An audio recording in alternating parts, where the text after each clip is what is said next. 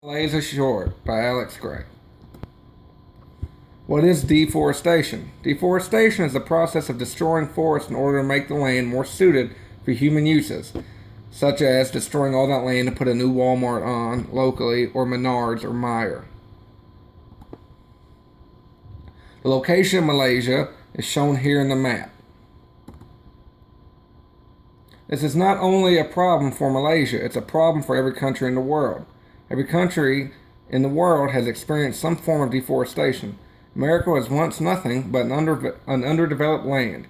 Now the government has to protect the small amount of undeveloped land that is left. Even little Owensboro, Kentucky, is affected by deforestation. Land had to be cleared for the new developments on Highway 54, like I already mentioned. Small wooded areas, known as hobo woods, was cut down in order to put houses on the land. That's a form of deforestation on a very small scale. Countries that have the highest rate of deforestation in history. As you can see, there's a top 10. Most of them tend to be South American or Middle American countries. Techniques commonly used for deforestation. One of them, a key one, is clear cutting. That is when a sizable amount of land is stripped of any trees or plant or life for a multitude of reasons, such as development or farming or just wanting some place to hunt or anything. When you clear cut the wood, you leave nothing behind, as the picture illustrates. A website that a source later on said that clear cutting is an ecological trauma that has no precedent in nature except for a major volcanic eruption. These are some more images of clear cutting. As you can see, people simply clear the land as it states and then leave nothing behind. That's very harmful. There's nothing there anymore. And you can see on a grand scale how eye-popping it can be. The effects of clear cutting.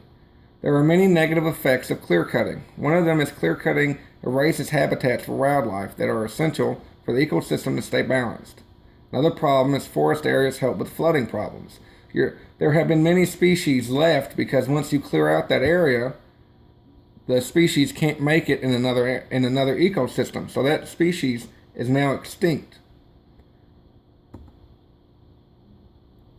Burning. Instead of cutting the land down, you would pick an area of land and burn what's on it in order to clear for whatever uses you deem fit.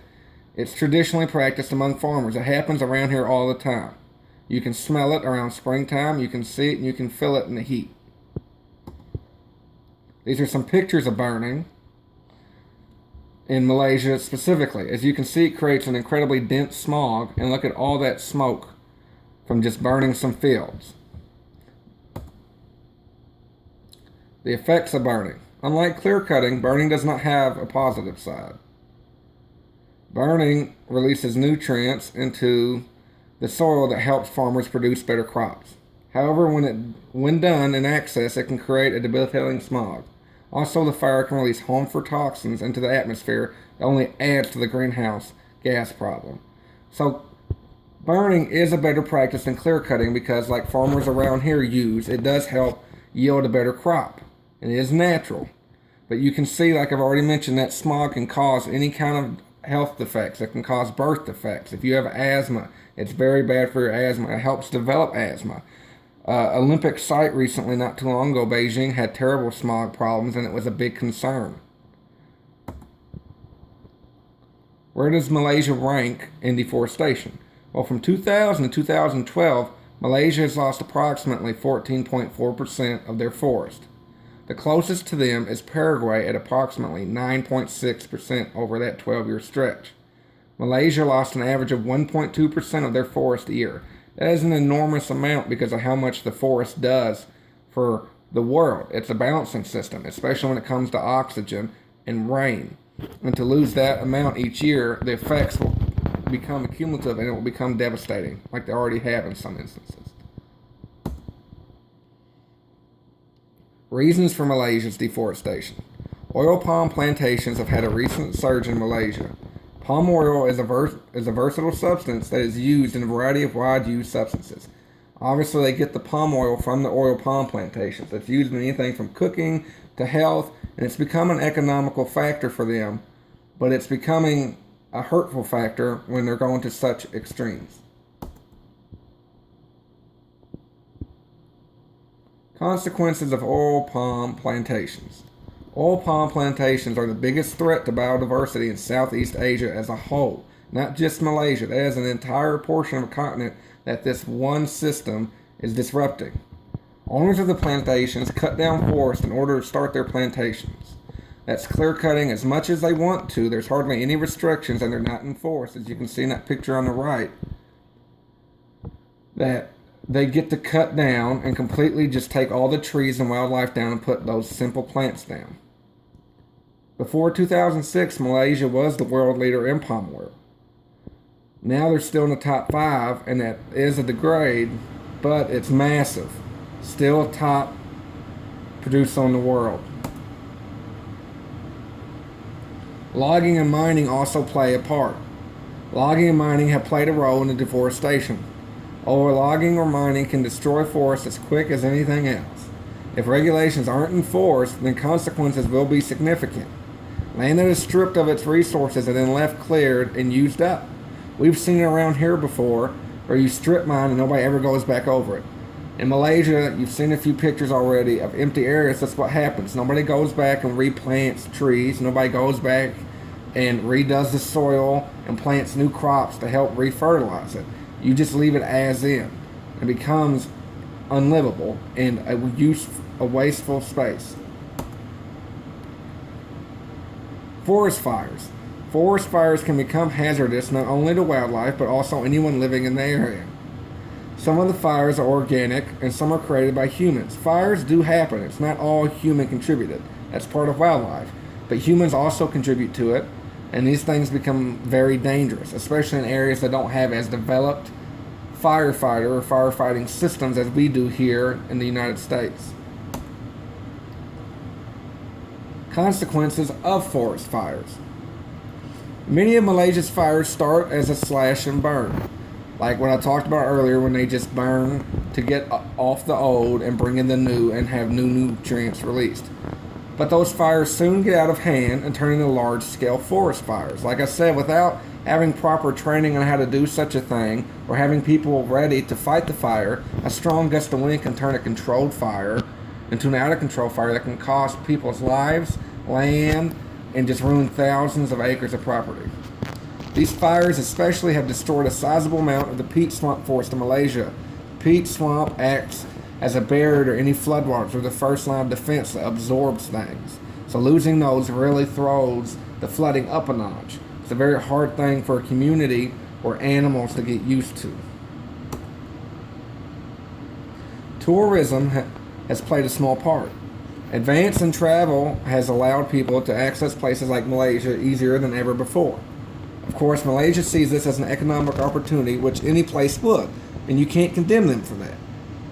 It's a way to increase their capital. That leads to areas being clear-cut, though, in order to build facilities aimed at improving the tourist experience. So if there was a forest and somebody wanted to put a bunch of hotels or motels or resorts there, you simply clear-cut the land, remove all trees from it, and you put hotels there, which is awesome for the economic side of it. But if you're already having forest fires and clear-cutting and other things, adding resorts and taking even more wood away from that area is only adding to the negatives. Tourism Part 2. There's some environmental good, though, that has come from tourism. A small percentage of the tourists come because they have an interest in ecotourism and want to study the deforestation problem and possible solution. That is a massive thing. It's about 7 or 8% of tourists that go to Malaysia understand what's going on, want to be a part of it, want to study, and want to be part of the solution. So therefore, in other countries that are having similar problems, they can team up and discuss positive ways to move forward. So it's all not just doom and gloom. You're not only adding to your economic side, you're adding to revitalize your ecosystems. Implications of deforestation on the environment. Forests help deal with flooding. If you take away massive amounts of forest, flooding will become a massive problem. You can't just take away what naturally absorbs all the rainwater, monsoon water, or anything like that. That water will still be there and has to go somewhere. It's created naturally by the environment to take it and disperse as needed. With deforestation comes degraded soil, which equals erosion. It's harder for you to plant uneroded soil. You can see the Dust Bowl. If you overuse the soil, what happens in America, and they're having these issues in Malaysia where the soil is being overused and they can't reuse it to a certain point. Erosion also plus floods equals mudslides. Mudslides are not typically a problem here, but in less developed countries with less sturdy houses, mudslides are a big problem. So you have the rain that's no longer being absorbed by the trees that have been clear cut, and you have the soil that's no longer being taken care of by the trees that have been clear cut, and that equals massive mudslide problems, and that can have major death implications. The impact of deforestation on ecosystems. Species can be forced into extinction due to their loss of habitat. Animals that are focused out of their natural habitat can become intrusive and kill off other species in the new environment. That's been seen many times. So you can either lose the species that has lost their habitat, or they do adapt, but many times they kill out other species.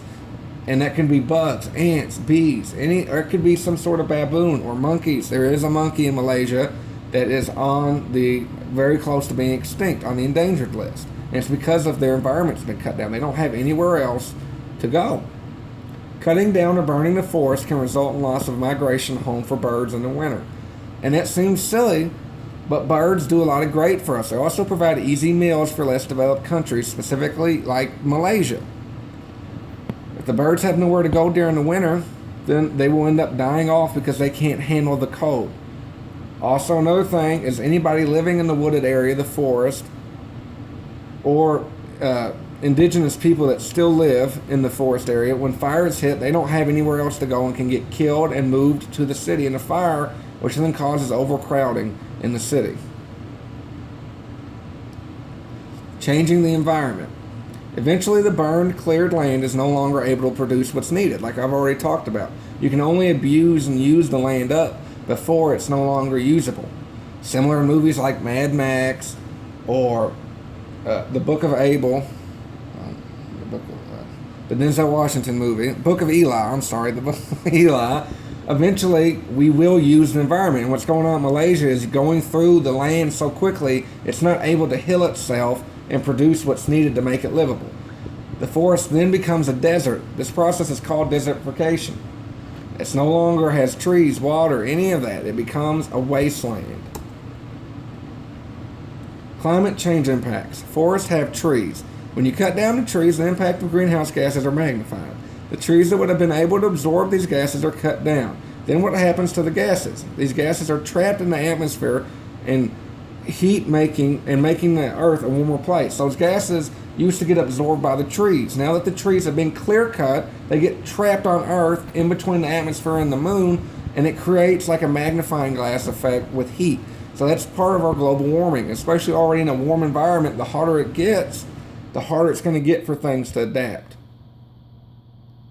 Ways to prevent deforestation.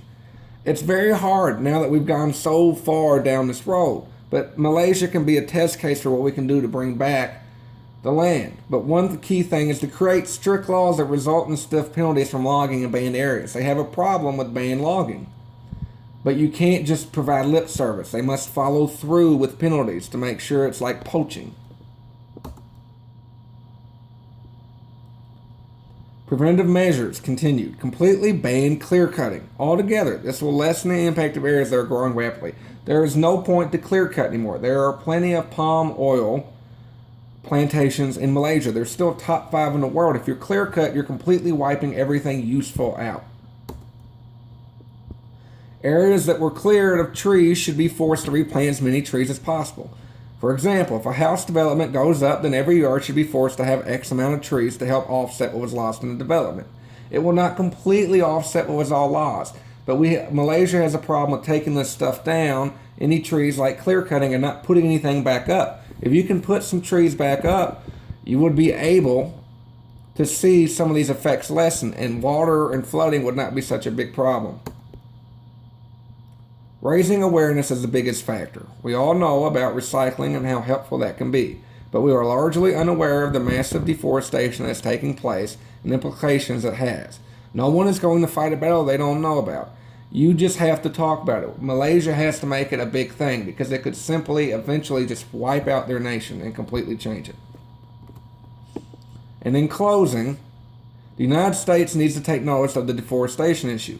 We are a massive contributor to the problem. Instead of trying to figure out where the next housing development or superstore is going to be built, why not figure out a new place to start a forest in cities where there are abandoned neighborhoods? Why not plant trees and create a park? And this is about Malaysia, but the U.S. is considered a world leader in many facets. So if we start making a trend to give back to the environment, we can help other countries do the same. Here's my works cited for most of the slides, and thank you for listening.